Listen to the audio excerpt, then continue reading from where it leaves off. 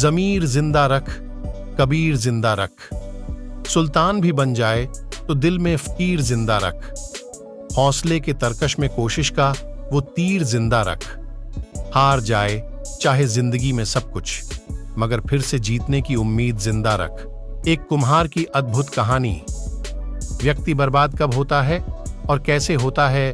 सफलता पाने के लिए हर व्यक्ति मेहनत करता है, लेकिन जैसे जैसे वह सफलता के नजदीक पहुंचता जाता है, उसके अंदर घमंड आने लगता है और वह अपने आप को गुरु से ज्यादा बेहतर मानने लगता है।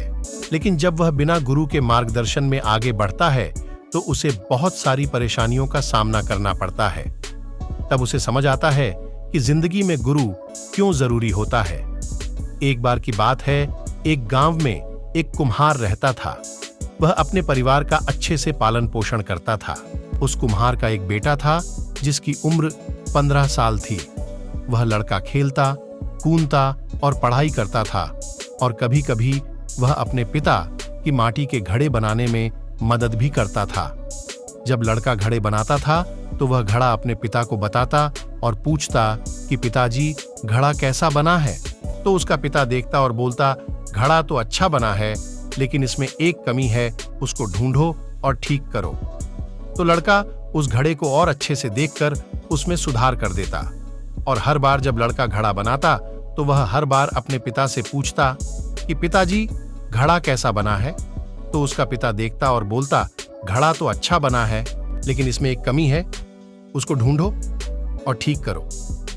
हर बार कुम्हार यही बोलता तो बच्चा उस घड़े को दोबारा से देखता और फिर उस घड़े को और अच्छे से गोलाई देता। अब धीरे धीरे वह लड़का इसी तरह घड़े को बनाने लगा और अपने पिता से पूछता तो कुम्हार उसे वही जवाब देता कि इसमें थोड़ी कमियां है, देखो और इसमें सुधार करो। और लड़का उसे देखकर ठीक कर देता और अच्छे से उस घड़े को गोलाई देता। और ऐसा होते होते एक समय ऐसा आया कि मार्केट में उस लड़के का घड़ा 500 रुपए का बिकता और उसके पिता का घड़ा 400 रुपए में बिकता। अब कुछ दिनों ऐसा ही चलता है और लड़का घड़े बनाते समय फिर अपने पिता से पूछता है कि पिताजी, घड़ा कैसा बना है? तो पिता फिर वही जवाब देता है कि घड़ा तो सही बना है, बस थोड़ी सी कमी है, देखो और उसे सही करो। जैसे ही पिता ने ये बात बोली तो वह लड़का अपने पिता से बोलता है कि आप हमेशा यही बोलते हो, आपको कुछ नहीं पता। मेरा घड़ा मार्केट में 500 का बिकता है और आपका 400 का। मेरा घड़ा अच्छा बना है, आप हमेशा कमी निकालते हो। तो पिता चुप हो जाता है और फिर बोलता है कि ठीक है बेटा, तुझे जैसा अच्छा लगे बना। और फिर पिता अपने काम में लग जाता है और लड़का अपने काम में लग जाता है। अब धीरे धीरे जो लड़का रहता है उसकी सेल गिरने लगती है, लेकिन जो पिता रहता है उसके घड़े अब भी 400 के ही बिकते हैं। तो अब लड़का हैरान होने लगता है कि ये क्या हो रहा है। कुछ दिनों बाद उसके घड़ों के प्राइस और कम होने लगी तो वह परेशान हो जाता है और कुछ दिनों बाद परेशान होकर अपने पिता के पास जाता है और उनसे बोलता है कि ऐसी क्या बात है, मेरे घड़े अब कोई लेता ही नहीं है।